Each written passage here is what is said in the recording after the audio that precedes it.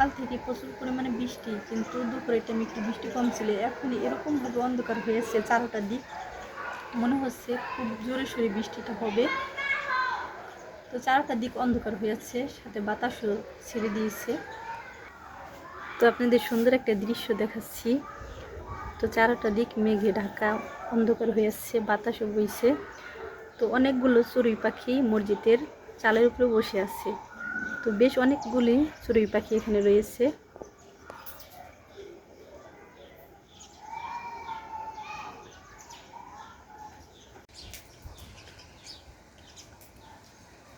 তো এদিকে আমি কিছু বাদাম দিয়েছি চড়ুই পাখিদের। তো বাদাম খাওয়ার জন্য ওরা এসেছে।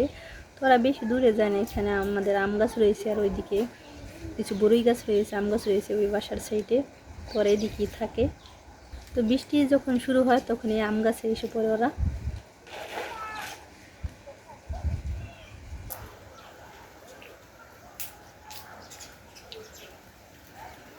তো বৃষ্টির ভিতর কি আর করবো, এরও বের হওয়া যায় না। তো আমরা বসে বসে বাদাম খাচ্ছি, বাদাম ভেজে। এখানে বাদামটি বালু ছাড়াই ভাজা হয়েছে। তো বাদামটি খুবই ভালো, মিষ্টি বাদাম। অনেক বাদামই রয়েছে কীরকম যেন একটা লাগে, মিষ্টি মিষ্টি না। এই বাদামটার ভিতরে হালকা একটু মিষ্টি মিষ্টি লাগে, এই কারণে এই বাদামটা আমার খুবই পছন্দ। তো বাদামের কোষ্ঠী বেশ বড়ই রয়েছে এখানে। তো প্রতিটা বাদামের ভিতরেই ভালো, কিন্তু এর আগে বাদাম কিনেছি, ওই বাদামটি ততটা ভালো ছিল না। কিন্তু এই বাদামের কোষ্ঠীও বেশ বড় সড়ই রয়েছে ভিতরে, খেতেও খুবই ভালো। তখন যদি আমি আর কিছু বাদাম কিনে রাখতাম তো ভালোই হতো। এই বাদামটি কেনা হয়েছে যখন আমি স্কুলে গিয়েছি মুসাবিদিনকে নিয়ে, তখন দেখি ভ্যান গাড়িতে করে বাদাম নিয়ে যাচ্ছে। পুরা গাড়িটাই ভরা ছিল বাদামে। পরবর্তীতে ওখান থেকে এনেছি। তো ভাবছি যে বাদামটা মনে হয় এরকম ভালো হবে না, কিন্তু এখন বাসায় আনার পরে দেখছি প্রতিটা বাদামই ভালো। তো আমার মনে হচ্ছে যে অল্প করে এনে ভুলে হয়েছে, কিন্তু ওই টাইমে 5 কেজি বাদাম এনে রাখা যেত তাহলে খুবই ভালো হতো। গুড়ি গুড়ি বৃষ্টি হয়েছে, এখন বেশ জোরে সরে বৃষ্টিটা নেমে গিয়েছে।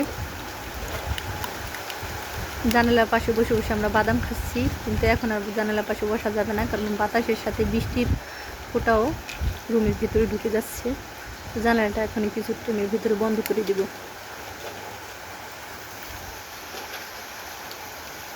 দেখেন কীভাবে ওরা বৃষ্টির ভিতরে গাছের ডালে বসে বসে ভিজছে।